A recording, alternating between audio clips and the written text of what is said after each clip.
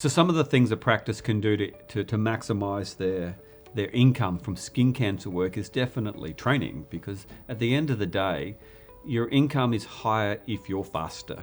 And the only reason a doctor is faster is because they're more confident. So when you're doing a skin check, being able to look at a lesion and being able to say within a second or two, or identify it within a second or two, that lesion is suspicious or not, versus spending maybe 10 seconds or 20 seconds or even 30 seconds trying to work out whether it's suspicious or not, is definitely going to speed you up. So training or education is what is going to speed up that process. I also recommend that, to get that speed up is to look at lots of lesions. So doing 2 or 3 skin checks a week it's not going to get you very fast.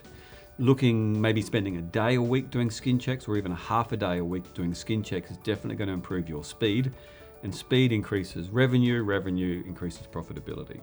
With surgical procedures, it's the same. The more surgical procedures you do, the faster you get, the more you earn, the better the revenue, the better the profitability. It's always a good idea to train your staff so they have an awareness of what skin cancer is, because often the conversation about skin cancer may not be between the doctor and the patient. It may start at the front desk, or it may start with the practice nurse.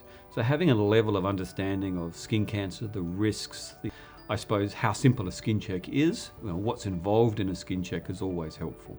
There's lots of advantages to training staff, not just clinically, but in many areas. For example, customer service, making sure that the staff are asking the right question.